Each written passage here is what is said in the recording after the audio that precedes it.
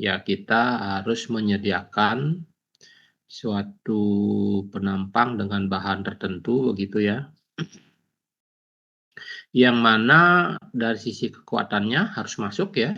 Jadi mampu menahan beban-beban yang bekerja dalam hal kekuatannya. Kemudian kemampuan layan ini mampu juga tanpa mengalami, artinya bahan tersebut mengalami kondisi yang mengurangi kekuatannya. Ya kurang lebih seperti itu. Mungkin saya share dulu apa namanya.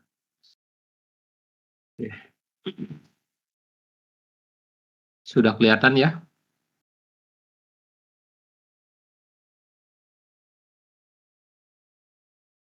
Sudah, Pak. Iya.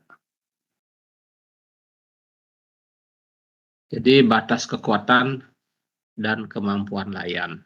Ya. Jadi terkait dengan kekuatan itu dari awal pertemuan ya, itu sudah kita berkutat dengan namanya kekuatan.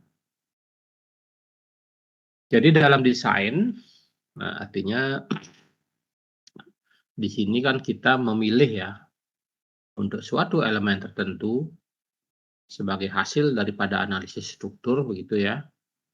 Itu ada beban luar yang bekerja sehingga dari analisis struktur mendapatkan gaya dalam. Nah, gaya dalam ini adalah nantinya harus ditahan, mampu ditahan oleh elemen struktur yang ada. Apakah itu balok, plat, kolom, ya, dan jenis elemen lainnya. Jadi materialnya cukup, artinya mempunyai kekuatan, gitu ya, dan dimensi. Jadi pilihan di sini, opsi ya. Jadi artinya proper di situ memberi kecukupan di sini ya dengan dimensi dan dari material yang dipilih. Nah, kemudian hal-hal lain juga yang harus dipenuhi oleh elemen struktur yang kita rancang adalah kondisi-kondisi satu ini keamanan ya. Serviceability ini adalah kemampuan layannya, kemudian secara ekonomi dan fungsional ya. Nah, ini di awal sudah kita singgung ini. Dalam arti safety ini ya aman ya. Jadi kekuatan, kemudian ini kemampuan layannya, layak gitu ya, layan, ekonomi, biaya nanti ya, baik pembangunan maupun masa umur daripada konstruksi itu murah begitu ya, dan tetap bisa berfungsi dengan baik. Nah, jadi pendekatan ini tentunya disesuaikan terhadap bahan yang digunakan, apakah beton atau dengan tulangannya atau beton bertulang di sini ya. Jadi dasar teori-teori begitu ya yang terkait dengan perencanaan itu tidak terlepas dari ini yang namanya actual load atau beban kerja ya. Jadi beban sebenarnya atau beban kerja yang mana untuk alasan keamanan ini ada yang disebut sebagai faktor beban ya, sebagai pengali dari beban kerja yang ditahan oleh elemen struktur. Jadi ini load factor ini akan memberikan suatu cadangan begitu ya, seperti kita mengamankan elemen itu dalam menahan bebannya. Jadi beban kita angkat di sini ya. Itu yang dasar daripada desain ya. Jadi kita tahu beban kerjanya. Nah, untuk atasan keamanan kita kali dengan faktor. Jadi kita angkat beban yang bekerja. Itu prinsip dasarnya. Nah, metode yang awal ya digunakan itu ada yang disebut sebagai metode tegangan izin begitu ya. Jadi tegangan izin ini kita dapatkan adalah dengan ya mengalihkan beban kerja dengan suatu angka yang menyatakan sampai di mana kita membatasi tegangan yang terjadi akibat beban-beban yang bekerja. Jadi ini masih kita batasi perilaku daripada bahan yang digunakan untuk elemen itu adalah berperilaku elastis, ya. Sehingga sering disebut sebagai metode desain elastis di sini. Jadi dengan suatu angka tertentu yang menyatakan tentunya ini hasil pengujian ya, sampai di mana bahan itu berperilaku elastis. Jadi kita tidak mengizinkan melampaui perilaku elastis itu terjadi, ya. Nah ini tentunya sekali lagi adalah memberikan cadangan kekuatan sampai di mana dari pengaruh beban kerja itu sendiri. Ya. Nah ini angka keamanannya di sini digunakan. Nah untuk selanjutnya SNI yang dimana mendasarkan pada SCI code ya, tidak lagi memberikan rekomendasi untuk menggunakan prinsip tegangan izin ini dalam perhitungan atau desain daripada elemen struktur beton bertulang, ya. Nah, yang lebih lanjut digunakan adalah tegangan ultimate ya. Jadi metode bukan lagi hanya di kondisi elastis, dari di kondisi leleh dalam hal ini adalah dari kondisi baja tulangannya itu kita mengizinkan sampai terjadi leleh ya. Jadi kombinasi nanti antara beton dan baja nanti akan memberikan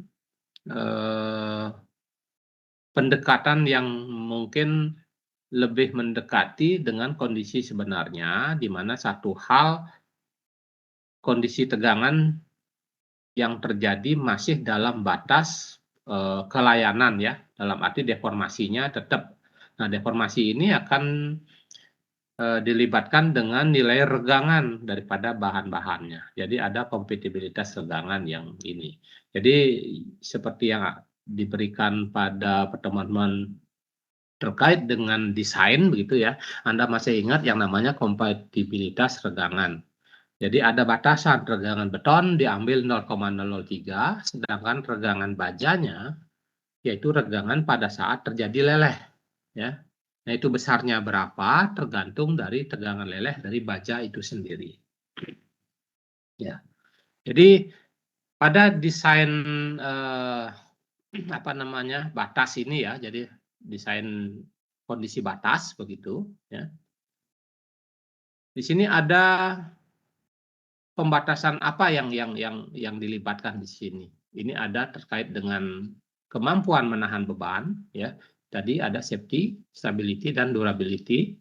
Kemudian deformasinya, defleksi, vibrasi atau impact, dan juga kemungkinan munculnya ada retak, ya. Jadi 3 hal ini sudah diperhitungkan dari desain dengan metode kondisi batas. Ya. Ada 3 kondisi ini, ya. Jadi kalau yang dibandingkan dengan metode sebelumnya yaitu tegangan izin, jadi di sini hanya memperkirakan begitu ya kondisi elastisnya dikalikan suatu faktor tertentu ya, walaupun mungkin ini sudah pertimbangkan juga misalkan defleksinya ya, tetapi dengan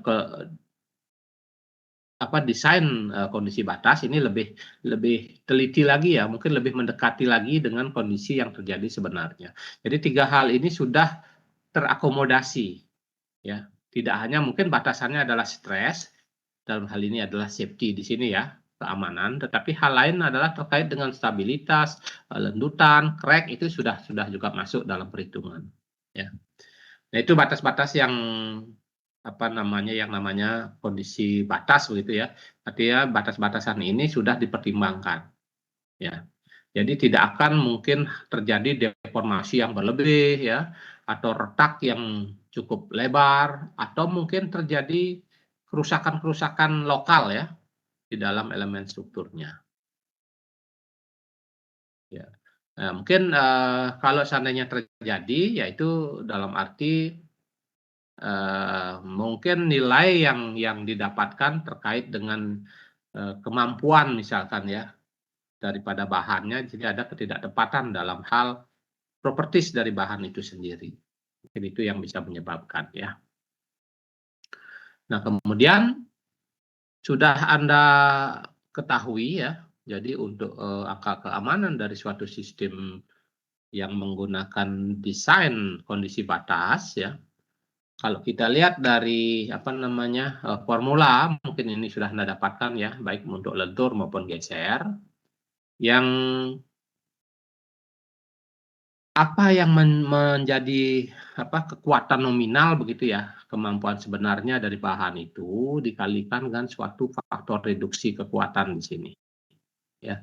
Jadi inilah kurang dari 1 nilainya ya. Jadi apa yang disediakan nantinya setelah dikalikan faktor reduksi, jadi kemampuan nominal atau kemampuan sebenarnya daripada bahan dikalikan faktor reduksi, itu sudah mampu menahan beban terfaktor. Jadi bebannya sudah dinaikkan, kemampuan bahan diturunkan. Jadi ini sudah kondisi keamanan ya, baik momen maupun gaya geser itu sudah memperhitungkan ya. Jadi sekali lagi ya, elemen struktur itu selalu ya, harus selalu itu bisa menahan beban yang bekerja ya. Artinya lebih dari atau sama dengan beban aktual yang bekerja pada elemen struktur tersebut. Jadi minimal sama gitu ya, minimal sama. Jadi prinsip ini harus ditekankan, harus dipakai untuk metode kondisi batas. Ya, nah ini sudah Anda dapatkan, ini mengingat kembali. Nah kalau dilihat dengan pengambilan nilai-nilai tertentu, jadi berapa cadangan kekuatannya atau faktor safety-nya ya, faktor keamanan dari kondisi-kondisi. Misalkan kalau faktor reduksinya 0,9, ini lentur misalkan ya. Atau faktor reduksi kalau ini misalkan geser ya, 0,75. Kemudian dengan rasio beban hidup terhadap beban mati ya. Ini dari 0 sampai 3 ya. 0 ini apa? L per D-nya 0. Ya mungkin sama 1 ya. Kalau L per D berarti lebih kecil L-nya. Ya, biasanya mungkin L-nya bisa lebih besar dari D-nya gitu ya. Misalkan kita ambil ya dari formula, kalau diformulakan ya seperti ini faktor of safety-nya untuk kondisi batas ya. Kalau L per D-nya sama 1 ya untuk kondisi menahan lentur, maka cadangan keamanannya adalah di 1,56 ya. Anda pakai formula ini, masukkan formula ini 1,56. Nah kalau L-nya sampai 2 kali misalkan, nah ini 1,63. Berarti sudah 63% ya dinaikkan. Kalau kondisi geser misalkan ya, cadang keamanannya adalah kalau L per D-nya sama 1, berarti ini cadangnya 1,87 ya. Jadi itu yang mungkin bisa dilihat di sini, cadangan keamanan untuk kondisi batas ya, dengan mengambil suatu nilai faktor reduksi dan faktor beban ya, atau rasio beban yang bekerja antara beban hidup dan beban mati. Jadi Anda bisa lihat ya, jadi ini semuanya faktor safety-nya lebih daripada 1. Jadi sudah keamanannya mungkin lebih dari 50% gitu ya. Kita lihat mungkin tidak lihat nolnya ya, kalau tidak ada beban, hanya ada beban mati saja begitu, itu pun sudah ada 1,33 kali. Ya. Kalau L-nya ada, gitu ya, mungkin kurang dari 1 ya, di antara ini kita bisa interpolasi saja. Nah biasanya beban hidup ada ya, misalkan apa? Beban untuk ruangan, rumah tinggal misalkan ya. Nah, rumah tinggal mungkin di beban matinya itu Anda bisa hitung sendiri, misalkan beban mati apa? Untuk plat lantai ya. Kemudian ada penutup lantai. Nah, itu beban mati di situ. Nah, beban hidupnya sendiri untuk rumah tinggal mungkin ya 1, sekian gitu ya. Kalau ininya mungkin lebih besar, jadi beban hidup lebih kecil pada D. Berarti nilai rasio L per D-nya adalah 0, sekian ya. Ya, jadi bisa diinterpolasi antara 1,33 dengan 1,56 kalau itu merupakan elemen menahan lentur. Ya. Jadi itu. Nah, kalau hanya beban D, faktor bebannya Anda tahu ya, hanya beban D berarti 1,2. Dengan ada faktor reduksi lagi, nah ini sudah naik menjadi lebih dari 1,2 begitu ya. Jadi tidak hanya faktor beban saja, faktor reduksi juga bisa meningkatkan angka keamanan daripada elemen dalam menahan beban. Ya. Nah, secara umum format ya dari batas kekuatan, jadi memberikan keamanan, menjamin keamanan terjadi begitu ya dalam hal pemanfaatan suatu bahan tertentu gitu ya. Jadi faktor reduksi kali R itu lebih dari atau sama dengan ya V0 dikalikan sigma VI kali QI. Nah, I di sini menyatakan jenis bebannya ya. Jadi I ini menyatakan jenis bebannya. Rn ini adalah nominal strength daripada elemen strukturnya. Apakah itu menahan lentur, menahan geser, seperti itu ya. Jadi ini adalah nominal strength-nya. Dikalikan faktor reduksi. Ya, ini faktor reduksi daripada kemampuan bahannya. Itu nilainya kurang dari 1. Simaki ini adalah besarnya beban ya, pengaruh beban. Atau dari masing-masing gaya ya, kalau ditinjau ya. Apakah lentur, apakah geser gitu ya. Kemudian VI-nya sendiri adalah faktor beban ini. Lebih daripada 1 di sini. Ya. V0 sendiri juga faktor analisis ya, ini lebih daripada 1 juga ya. Jadi tetap ada faktor, berarti angka keamanannya dia akan lebih besar lagi kalau hanya memperhitungkan faktor beban dan faktor reduksi. Ya. Nah, inilah yang menjadikan kondisi batas ini juga disebut konsep ini sebagai load and resistance factor design. Ya. Jadi kondisi batas memperhitungkan faktor beban dan faktor reduksi bahan ya. Faktor reduksi kemampuan bahan atau resisten daripada bahan tersebut. Jadi LRFD ya, mungkin istilah ini lebih dikenal untuk konstruksi yang menggunakan baja ya. Kalau di beton ya sudah disebut kondisi batas begitu saja. Jadi dalam kondisi batas itu sudah memperhitungkan sekali lagi faktor beban dan faktor reduksi kemampuan bahan atau kekuatan bahan. Nah, mungkin itu yang terkait dengan batas kekuatan ya. Jadi tujuannya adalah menyediakan keamanan daripada elemen-elemen struktur dalam menahan beban-beban yang bekerja pada strukturnya. Ya. Kalau tidak ada faktor ini apa? Jadi kita nggak akan tahu sampai di mana kita memboleh ya membebani daripada suatu struktur tersebut. Jadi tentunya ya tidak sampai 100% begitu ya. Mungkin di 75% saja. Kalau ada hal-hal lain yang lebih tidak pasti, ya tentu harus kurang dari itu lagi ya. Jadi sekali lagi di sini ketidakpastian ini yang dipertimbangkan ya dengan memberikan faktor beban dan faktor reduksi kekuatan. Jadi ketidakpastian sekali lagi. Jadi probabilitasnya bagaimana? Kalau probabilitasnya kecil, ya berarti faktor keamanannya kita bisa berani gunakan yang lebih kecil ya. Tapi kalau probabilitasnya kebalik ya. Kalau probabilitasnya besar begitu ya, kemungkinannya besar gitu ya.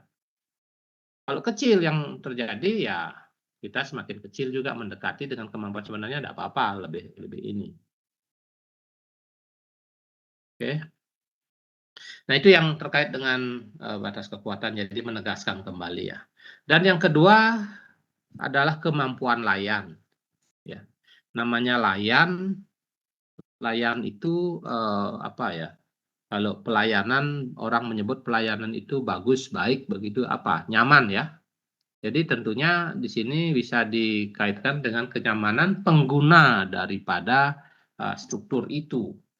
Ya, apa penggunanya ya tentunya manusia kan begitu ya, nyaman. Bagaimana agar merasa nyaman ya berarti tidak ada hal-hal yang mungkin kalau balok misalkan begitu ya. balok berbar gitu kan, orang tidak nyaman. Baloknya terlihat mungkin ada retak-retak begitu ya, jadi apalagi kelihatan. Nah, itu sebenarnya sudah kondisinya membuat ketakutan, berarti penghuninya tidak nyaman juga. Atau lendutannya ya, jadi kelihatan mungkin antara lendutan dengan retak ini ada terkaitan ya. Jadi kalau lendut besar tentunya sudah terjadi retak di elemennya begitu ya. Jadi kalau melendut kelihatan, apalagi melendut gitu yang melengkung, tentunya orang akan berpikir berani nggak untuk melewati karena lendutannya besar sekali misalkan terlihat seperti itu, berarti sudah nggak nyaman ya. Nah, mungkin kurang lebih seperti itu yang dimaksud dengan kemampuan layan ya. Jadi ini apa yang terkait dengan ini saya sadur dari apa namanya di SNI ya. Nah, ini yang di pasal 4, jadi di sub ya, bab 4, pasal 4.7 mungkin begitu ya. Ini sedikit disinggung sudah mengenai kemampuan layan. Jadi kemampuan layan ini mengacu pada kemampuan sistem struktur atau komponen struktur yang menunjukkan perilaku dan fungsi sesuai dengan yang diharapkan. Jadi ini ya, sesuai dengan yang diharapkan. Apa yang diharapkan? Perilakunya bagaimana ya, fungsinya berjalan sebagai apa gitu ya.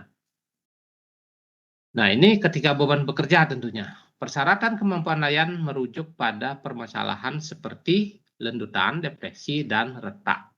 Ya. Jadi dua hal ini yang menjadi acuan untuk menyatakan bahwa elemen struktur itu layan atau tidak. Ya. Nah, hal-hal lain mungkin ada permasalahannya, ini tergantung kondisinya adalah elemen strukturnya menahan apa begitu ya. Nah, ini yang sudah disinggung di bab 4.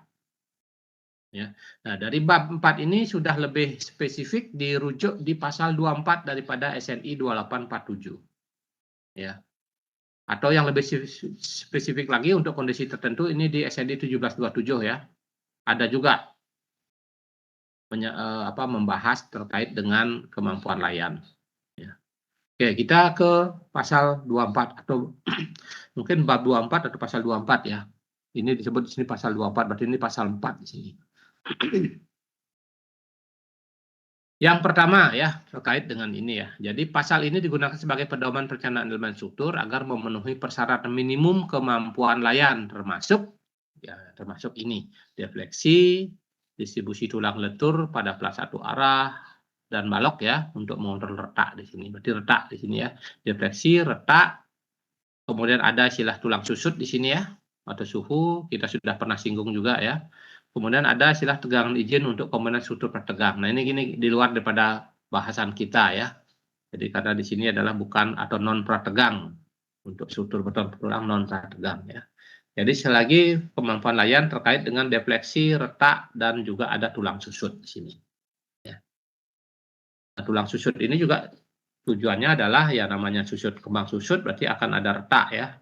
Itu juga.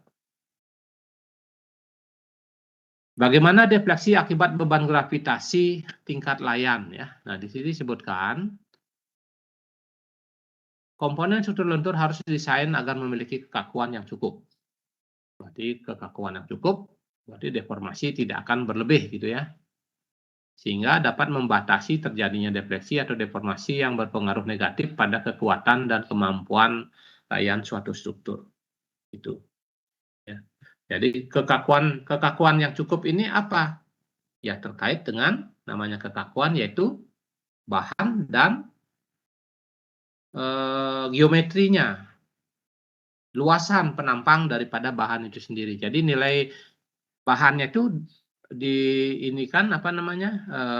dikaitkan dengan modulus elastisitasnya. Sedangkan kekakuan yang lain ditentukan oleh geometri, luas penampang, dimensi daripada penampangnya. Jadi nilai I-nya ya. Jadi kekakuan itu adalah EI. Itu yang perlu kalau terkait dengan defleksi, ini adalah nilai EI-nya. Nah, ada beberapa hal yang disinggung di sini, yaitu ada 2 metode yang dapat digunakan untuk mengontrol defleksi. Untuk plat satu arah dan balok non plat tegang. Nah, ini yang kita ini. Ini sudah ada ya, kalau plat satu arah itu ada penentuan ketebalan minimum. Jadi ada formula-formula yang harus Anda ikuti. Nah, ini sudah diatur di pasal 7 ya. Dan juga pasal 9 ada ini untuk balok non plat tegang ya. Jadi harus memenuhi standar ini, komponen struktur tidak menahan atau tidak disatukan dengan komponen non struktur lainnya ya. Jadi untuk komponen non plat tegang yang tidak memenuhi persyaratan ketebalan, nah ini ada pendekatan di sini ya, bisa dihitung defleksi daripada elemen tersebut mengikuti ini ayat ini ya, atau subpasal mungkin ya, hingga ini.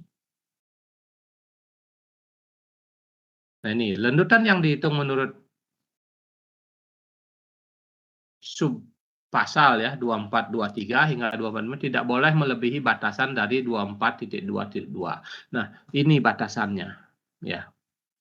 Ini sebagai batas lendutan. Jadi untuk balok juga bisa bisa diterapkan plat dan balok non plat tegang ya. Jadi harus dicatat bahwa pembatasan yang diberikan dalam tabel 2422 hanya terkait dengan elemen-elemen non struktural yang didukung atau dihubungkan ya.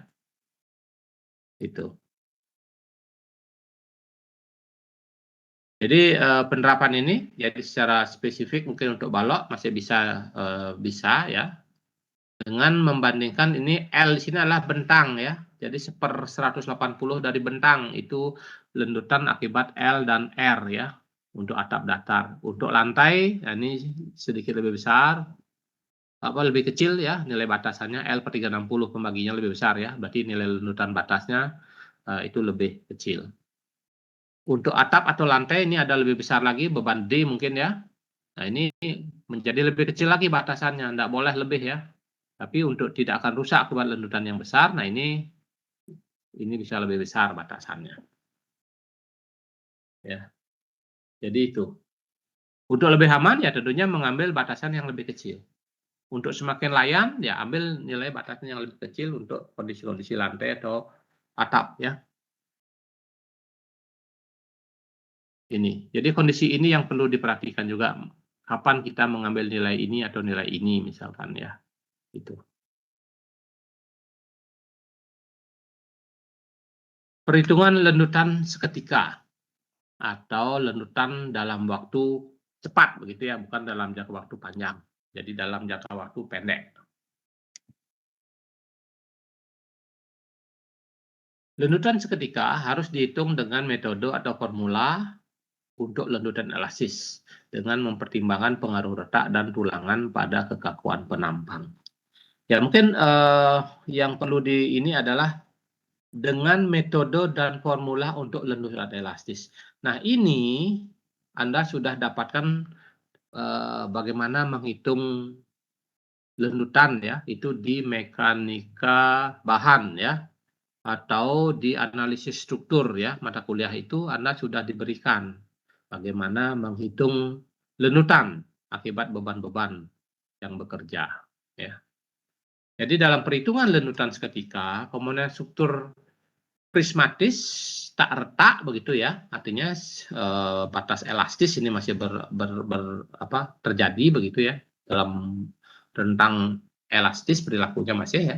Metode dan formula umum untuk lendutan elastis bisa digunakan dengan nilai EC kali IG konstan sepanjang komponen struktur. Nah ini EC ini adalah modulus elastisitas konkretnya, IG-nya adalah momen inersia bruto ya dari penampangnya. Jadi belum terjadi retak di sini.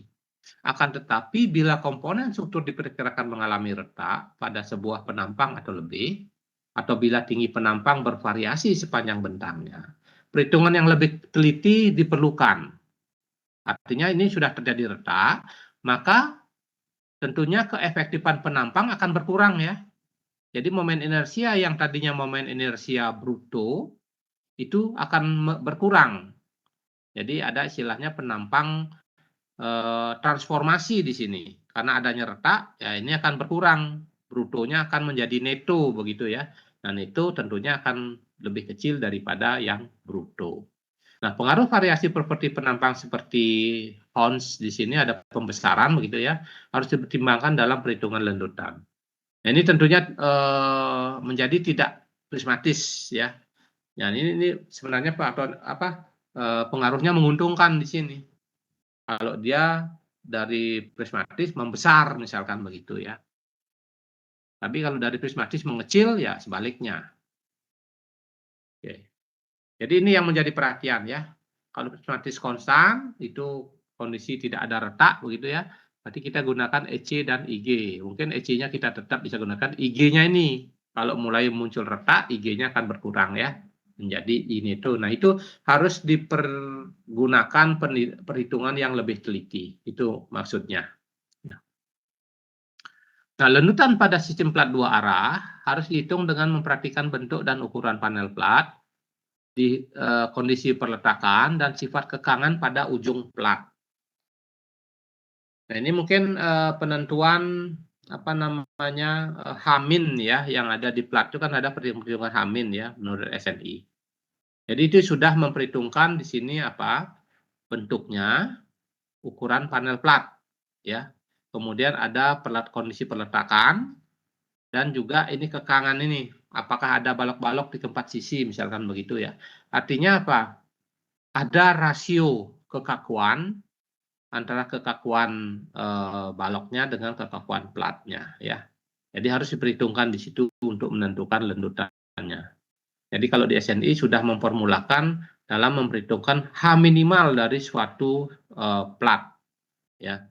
Nah, itu di bab 7 ya kalau tidak salah ya, atau di pasal 7 daripada SNI. Coba cek nanti ya. Jadi perhitungan lendutan plat dua arah adalah rumit ya, bahkan bila perilaku elastik linear diasumsikan untuk lendutan seketika, nilai EC dan IE di sini ya, yang ditetapkan secara berurutan boleh digunakan, kan tapi prosedur lain dan nilai lain dari kekakuan EC kali IE efektif ya, bukan IG lagi di sini, boleh digunakan apabila menghasilkan lendutan mendekati nilai yang berasal dari hasil uji yang komprehensif ya. Jadi tetap di sini hasil eksperimental yang menjadi acuan. Jadi tidak boleh terlalu jauh dari kondisi hasil uji eksperimental di sini. Modulus elastisitas EC diizinkan untuk hidup sesuai dengan ini. Ya. Anda tahu berapa nilai EC menurut SNI? Masih ingat ya? EC sama dengan bisa dikorelasikan dari nilai kuat tekan betonnya. EC sama dengan 4.700 akar FC aksen ya. Jadi itu yang bisa digunakan untuk EC dalam menghitung kekakuan daripada elemen. Jadi kekakuan adalah EC dikalikan I. Kalau udah terjadi retak berarti I efektif yang kita gunakan. Kalau belum retak berarti IG yang kita gunakan. Nah, itu yang ini ya. Jadi yang lebih teliti tentunya adalah menggunakan IE-nya. Jadi memang sudah mempertimbangkan ketidakefektifan penampang karena retak ya. Jadi yang retak sudah tidak digunakan dalam perhitungan penampangnya begitu. Nah, untuk komponen non prategang, momen inersia efektif IE dapat dihitung berdasarkan persamaan ini, yang ini ya. IE sama dengan ini. Ada rasio M crack dengan M siapa nih? A ya. Jadi berapa kondisinya dengan M yang memang sebelum crack ya? Dikalikan IG plus 1 min M crack per MA pangkat 3 ya. Dikalikan I crack. Jadi ini tentunya akan kurang daripada IG-nya. Ya. Nah, M crack ini itu adalah pada saat apa? Terjadi pada saat, nah kalau itu beton, berarti betonnya crack itu terjadi pada saat apa? Pada saat kemampuan tarik daripada betonnya sudah tercapai. Apa kemampuan tariknya? Yaitu tegang tariknya. Modulus rupture ya, FR-nya. Itu yang ini ya. Jadi mcrack ini adalah FR dikalikan IG per YT. Jadi dari formula lentur saja itu ya dibalik untuk mendapatkan mcrack-nya. Jadi ini kemampuan beton batasan ya terjadi retak pertama di sini karena tariknya kan tidak kuat, berarti retak pertama terjadi pada saat tegangan tarik ini tercapai ya. Jadi ini untuk perhitungan mcrack-nya. Oke. Nah, untuk plat satu arah dan balok menerus, IE dapat diambil sebagai rata-rata ya dari nilai yang diperoleh dalam persamaan 24.2.3.5A ya. Jadi rata-rata dari nilai yang diperoleh untuk penampang momen negatif dan positif kritikal. Itu untuk plat satu arah. Atau untuk balok menerus. Ya, bisa digunakan itu.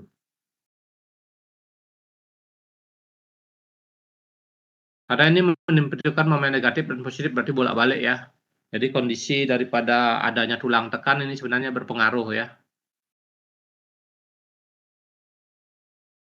Untuk plat satu arah dan balok prismatik dapat diambil nilai yang diperoleh dalam persamaan di tengah bentang atau bentang sederhana dan menerus ya, dan di daerah tumpuan untuk balok cantilever.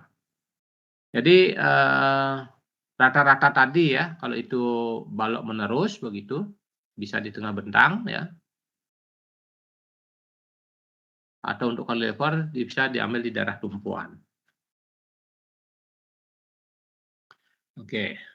Nah, hal lain lagi, kalau tadi lenutan jangka pendek, ada di sini lenutan jangka panjang.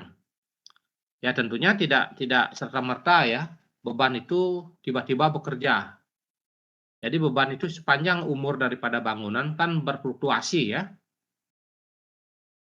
Jadi lenutan tidak hanya beban saja, sifat daripada bahan, situasi lingkungan sekitar itu juga menentukan ya besarnya lenutan dalam jangka waktu tertentu. Ya. Jadi kalau dalam waktu pendek sudah bisa dihitung ya dengan beban yang bekerja langsung pada saat itu mungkin 100% begitu ya. Nah, selama umur daripada konstruksi ya tentunya lendutan ini kan tidak akan tetap seperti itu. Satu mungkin bebannya bisa timbul, bisa tidak atau bisa bertambah. Nah, yang kedua adalah bahan dalam waktu tertentu kan mengalami penurunan kekuatan. Nah, itu juga harus dipertimbangkan. Kemudian lingkungan ya, lingkungan sekitar mempengaruhi elemen struktur ya, dan mempengaruhi juga bahan strukturnya sendiri. Nah, untuk memperhitungkan itu ada istilahnya di sini yang disebut susut dan rangka ya. Kalau susut ini adalah terkait dengan sifat material yang mengalami susut atau ngembang ya akibat daripada temperatur gitu ya. Sedangkan rangka di sini adalah perubahan regangan yang terjadi tanpa ada pertambahan beban ya. Artinya ini terkait juga dengan sifat bahan itu sendiri. Jadi tiap-tiap bahan mempunyai nilai rangka yang berbeda-beda ya. Jadi lendutan jangka waktu pendek itu kita bisa kalikan dengan suatu faktor begitu ya yang dihitung berdasarkan nilai ini. Persamaan ini C dibagi 1 plus 50 rho aksen. Ini rho aksen ya. Ini faktor di sini yang ditentukan oleh tabel di sini ya. Jadi faktor pengaruh waktu untuk beban tetap. Untuk jangka waktu sampai 1 tahun, ini nilai C ya, 1,4. Berarti lendutan jangka pendek dikalikan dengan faktor 1,4. Kalau lendutan dalam waktu beban sudah bekerja tiba-tiba bisa dihitung secara analisis ya, kita dapatkan dikalikan faktor ini untuk mendapatkan lendutan setelah 1 tahun elemen itu berfungsi atau difungsikan ya. Dalam waktu 5 tahun berapa kejadiannya? Nah, faktornya adalah 2. Bukan artinya ini 12 pada 1 tahun dikalikan 5, tidak. 60 bulan atau 5 tahun itu faktornya adalah 2 kali. 2 kali dari kondisi seketika. Jangka waktu pendeknya. Jadi ini faktornya ya. Jadi tentunya akan lebih dari 1. Sampai 3 bulan mungkin ini masih dikalikan 1 ya, berarti sama dengan jangka waktu pendek atau seketikanya, lenutan seketikanya. Nah, setelah 3 bulan ini baru faktor-faktor akibat susut rangka ini berpengaruh. 6 bulan sudah 20% naik ya. Kemudian 1 tahunnya 40% sudah naik. Dalam waktu 5 tahun sudah 100% naik ininya, lenutan yang terjadi.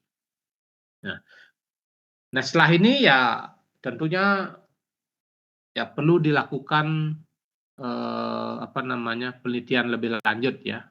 Tapi biasanya pertambahan itu tidak akan seperti ini perkembangannya.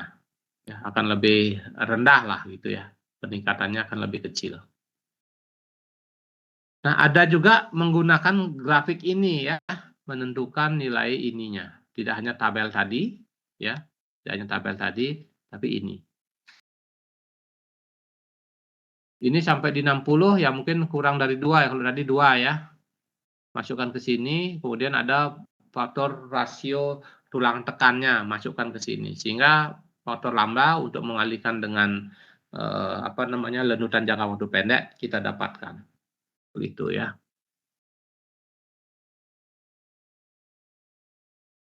Oke.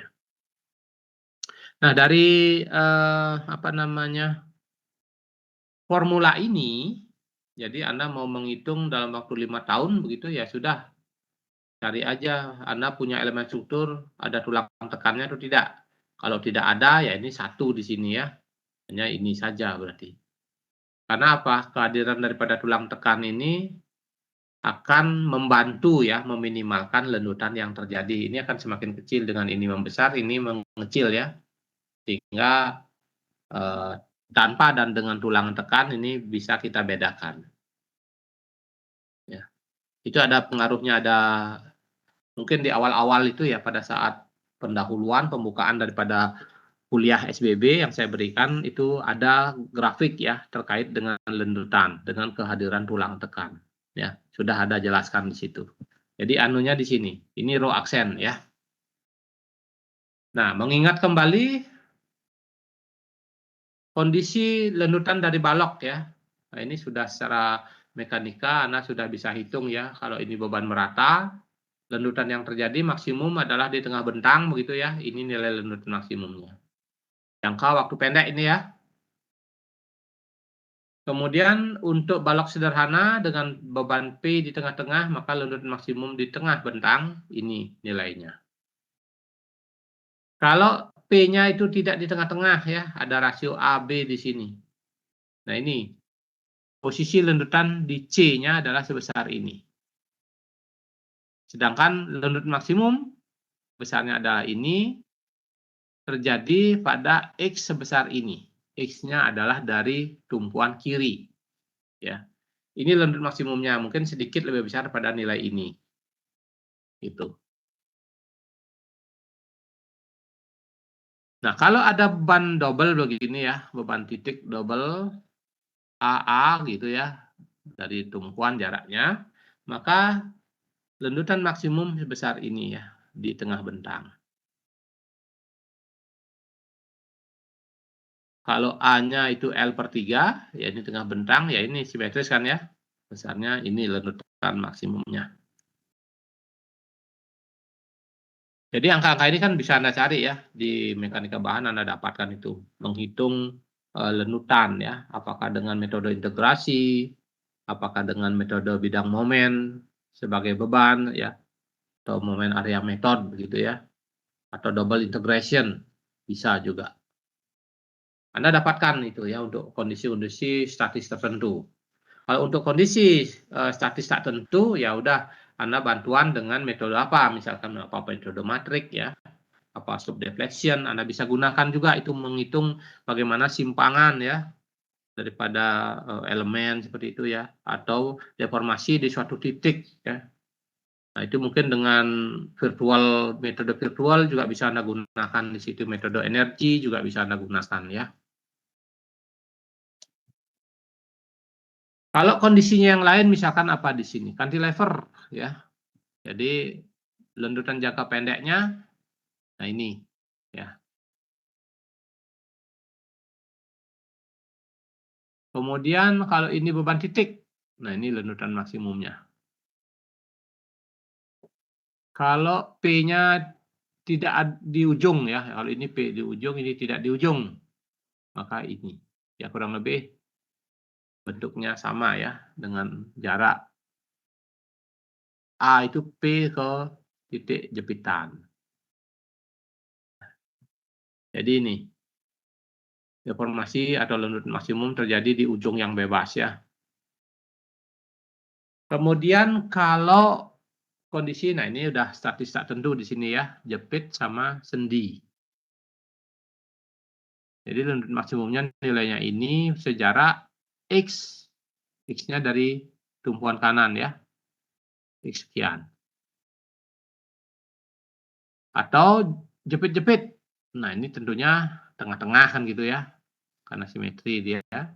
Nilai lenutan maksimum adalah sebesar ini. Nah atau nilai-nilai lenutan yang lain Anda bisa dicari ya di buku mekanika bahan ya. Itu biasanya ada itu tabel-tabel yang menyatakan nilai lenutan ya untuk nilai praktis kondisi-kondisi yang simple. Berapa nilai lenutan maksimumnya. Itu adalah lenutan jangka waktu pendek akibat beban yang bekerja. Ya. Jadi beban di sini W atau P ini bisa akibat beban D dan L gitu misalkan ya. Itu bisa. Nah, mungkin itu yang ini jadi tidak banyak yang saya ini ya. Jadi bahan untuk terkait dengan kemampuan layan, kemudian batas kekuatan. Nah, ini. Jadi saya langsung ambilkan dari standar yang mengatur ya terkait ini, yaitu di kita ya berarti SNI 2847-nya. Nah, untuk lebih detail Anda silahkan buka SNI-nya ya, karena yang saya sampaikan di sini adalah untuk kondisi non prategang. Di pasal 24 itu sendiri juga mengatur untuk kondisi non prategang. Nah, kalau non prategang berarti Anda mengambil nanti beton prategang ya. Di sana baru nanti keterkaitan. Jadi saya dalam hal ini SBB tidak menyinggung untuk kondisi non prategang. Jadi tersendiri Anda adalah dapatkan di mata kuliah, mungkin mata kuliah pilihan ya, kalau Anda mengambil itu mata kuliah non prategang. Nah, sampai di sini ya, ini adalah yang terakhir. Jadi tidak apa namanya, banyak yang bisa disampaikan terkait dengan ini ya.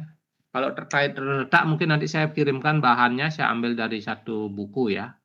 Itu juga lenutan dan retak begitu ya. Nanti saya kirimkan. Oke, sebentar. Bentar ya.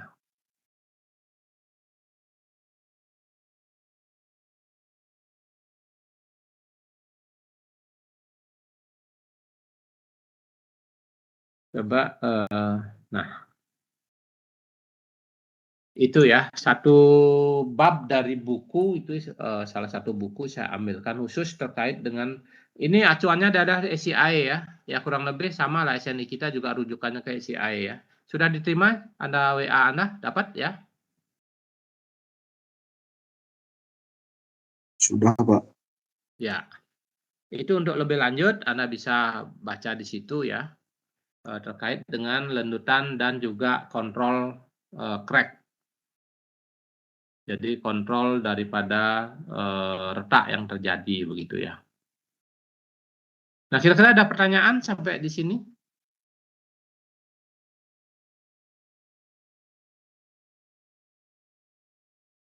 Ada?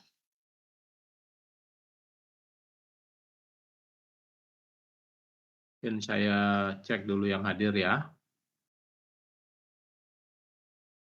23 orang yang hadir ya, 7 orang yang tidak.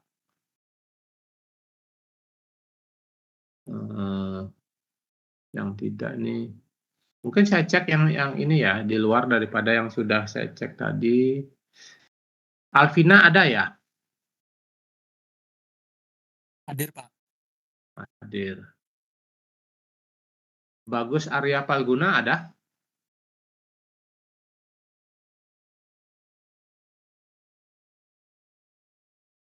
Tidak ada ya? Oke.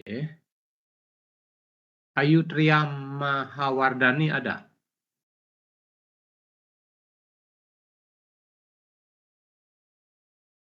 Ayu Triya nggak ada?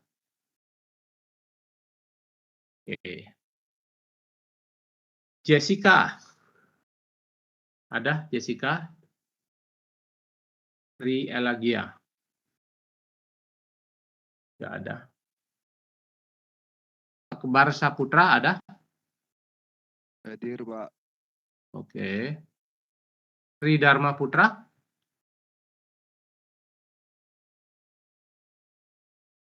Tri Dharma Putra nggak ada.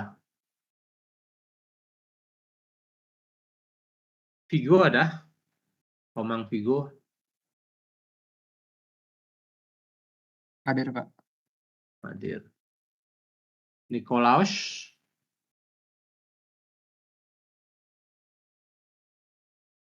Nikolaus nggak ada.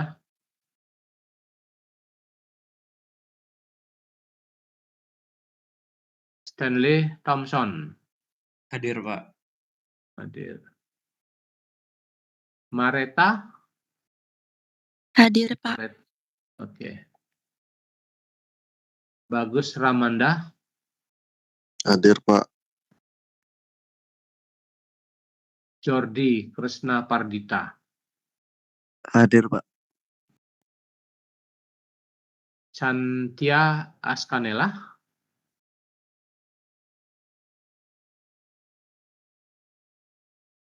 Chantia nggak ada ya? Ada. Ada ya? Hadir, Pak. Oke. Provenli? Provenli ada? Provenli nggak ada. Pandey Putu Diah Anggreni? Hadir, Pak. Syahra? Hadir, Pak. Hadir ya. Ini 25.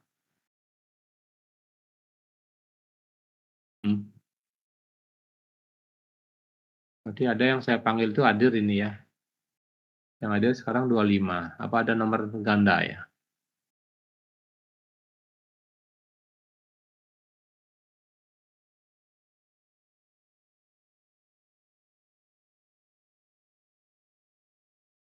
Berarti coba ya.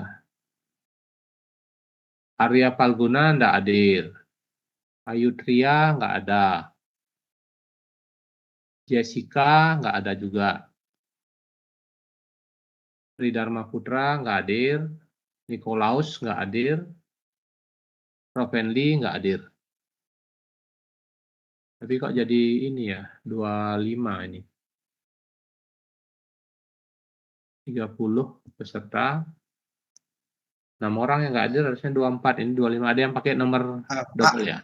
Izin Ya. menjawab untuk Trianya itu dia katanya izin karena sedang kakaknya ada wisuda, untuk suratnya akan menyusul, Pak.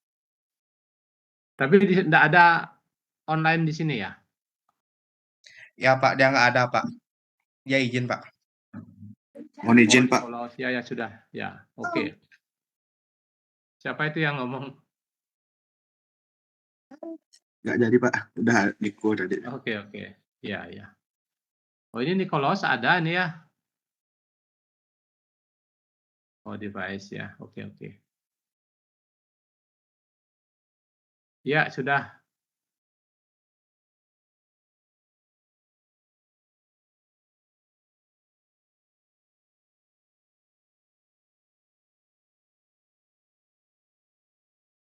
Oke. Saya kira itu yang bahan. Nah, minggu depan kan sudah UAS ya.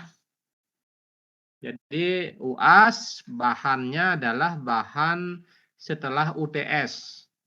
Berarti dari kolom, plat, ya, fondasi, Dan yang terakhir ini ya, jadi bahan tersebut, nah mungkin saya izinkan Anda membuat apa ya, catatan 1 halaman gitu ya. 1 halaman, kertas HVS lah, bukan bolak-balik, 1 halaman catatan apa yang Anda mau tulis di sana silakan, tapi jangan contoh soal ya. Jadi itu saya izinkan untuk UAS-nya. Kalau tidak salah UAS-nya sudah keluar itu jam berapa ya kita dapatnya?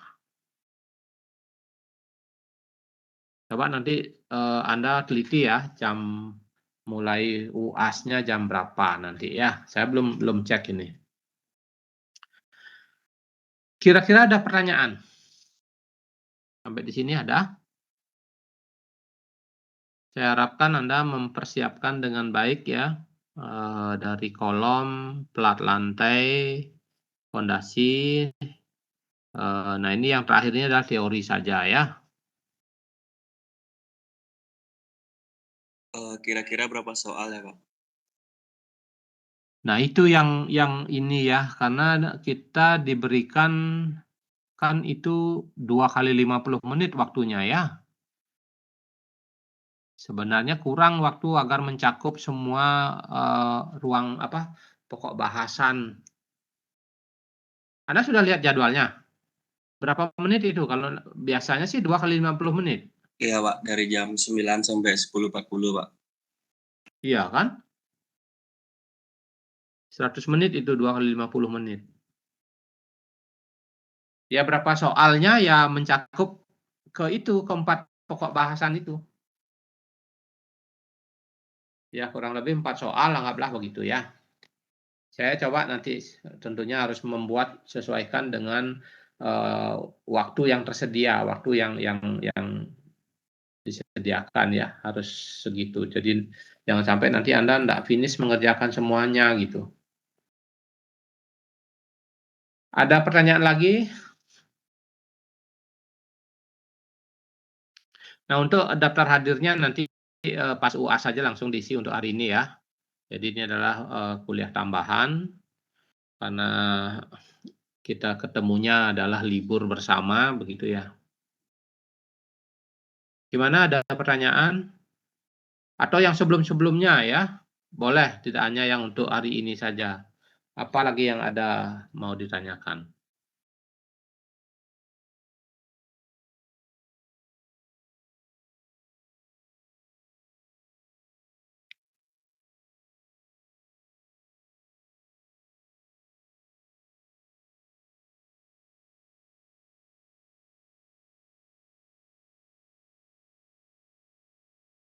Tidak ada? Jadi silahkan bahan-bahan tambahan yang saya berikan, Anda bisa baca sendiri ya. Itu lebih banyak memang ini ya, apa namanya, pengertian begitu ya, dan juga formula-formula mungkin yang tidak diturunkan, jadi merupakan formula empiris ya. Jadi penelitian-penelitian yang dibandingkan dengan kondisi apa namanya, hasil penelitian dalam hal ini eksperimental ya. Nah, kemudian itu diformulakan. Jadi itu yang standar yang biasa digunakan ya untuk misalkan menghitung lebar krek seperti itu ya, atau hal-hal lain ya yang tidak bisa secara matematis memang diturunkan. Oke, ada tidak pertanyaan? Jadi singkat saja hari ini kalau memang tidak ada mungkin ya saya akan akhiri pertemuannya yang hanya 1 jaman ya. Ada enggak? Kalau tidak bisa saya akhiri kalau demikian. Terima kasih sudah dari awal sampai akhir ya bersama saya di mata kuliah ini. Saya harapkan Anda bisa mengakhiri dengan baik ya pada saat UAS, Anda bisa mengerjakan dengan baik ya. Proses sudah Anda jalani ya.